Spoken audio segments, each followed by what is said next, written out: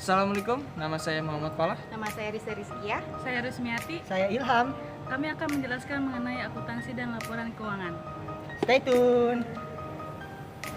Saya akan menjelaskan mengenai keuangan. Keuangan secara sederhana adalah informasi mengenai keuangan sebuah perusahaan yang dapat digunakan untuk melihat bagaimana kinerja perusahaan tersebut dalam suatu periode tertentu.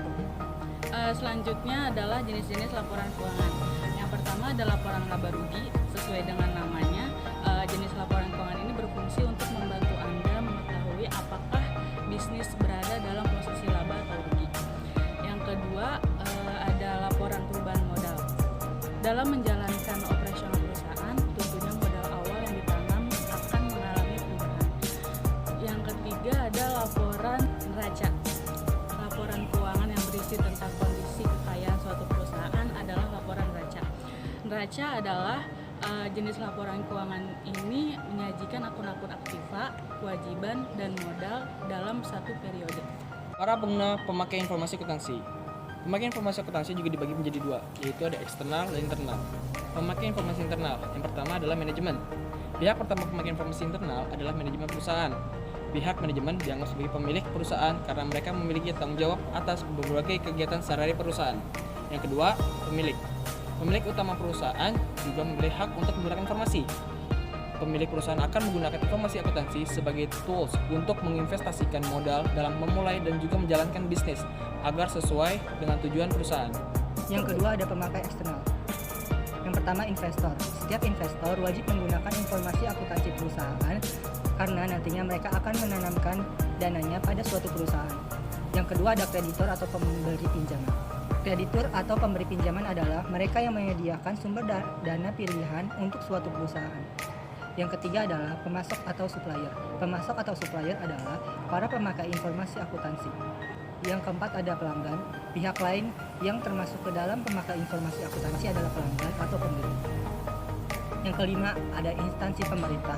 Instansi pemerintah harus bisa memastikan bahwa pemakaian informasi akuntansi perusahaan sudah sesuai dengan peraturan yang berlaku. Yang keenam masyarakat umum. Beberapa masyarakat umum ada yang memiliki ketertarikan tentang informasi akuntansi perusahaan.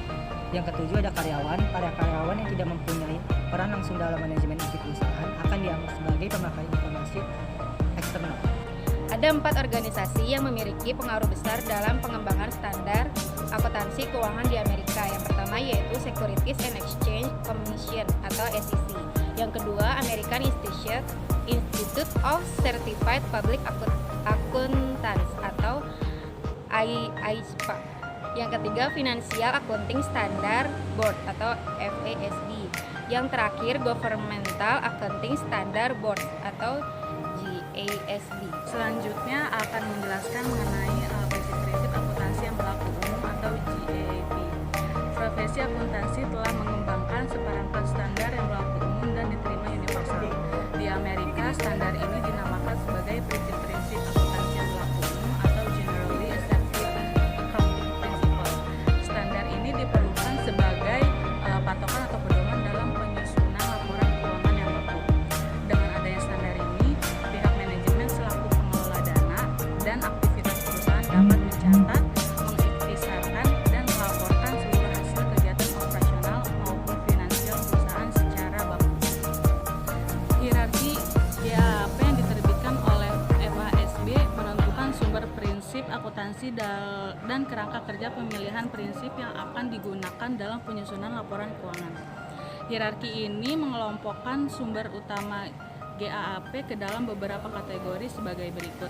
Yang pertama, standar dan interpretasi FASB, opini APB, dan buletin riset akuntansi AICPA. Yang kedua, buletin teknis FASB, pedoman audit dan akuntansi industri AICPA, dan statement of position AICPA. Yang ketiga,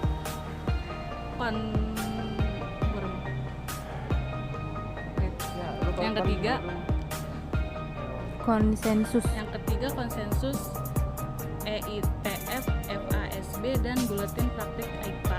Yang keempat interpretasi akuntansi AICPA, pedoman implementasi FASB, dan praktik-praktik yang dipakai secara luas dan dalam industri. Standar akuntansi internasional. Sejalan dengan era globalisasi dan perkembangan dunia usaha, serta semakin terintegrasinya pergerakan dan pasar keuangan dunia, maka dirasakan sangat perlu adanya suatu standar global. Standar tersebut memperoleh bentuknya setelah ada dukungan dari IASB, International Accountancy Standard Board, terhadap standar akuntansi internasional. Standar akuntansi di beberapa negara. Standar akuntansi yang disusun dan diterapkan oleh badan profesi yang berwenang tidak akan berguna tanpa penerimaan secara luas dan juga tanpa ada kesediaan dari para penggunanya. Untuk mengaplikasikannya dalam pelaporan keuangan, proses penetapan suatu standar akuntansi berbeda-beda dalam berbagai negara. Untuk Amerika Serikat dan Inggris, di mana kedua negara ini memiliki kesamaan dalam 1. Tradisi hukum, 2. Paham kapitalisme, 3. Berpendidikan tinggi, 4. Angkatan kerja profesional, 5. Perusahaan-perusahaan besar yang mendapatkan pendanaan dari pasar saham, dan 6. Adanya kepercayaan atas tanggung jawab manajemen untuk melaporkan transparansi dan akuntabilitas mereka kepada pemilik. Thank you semuanya. Jangan lupa Like, Komen. Subscribe. Bye-bye. Bye-bye. Terima kasih. Assalamualaikum.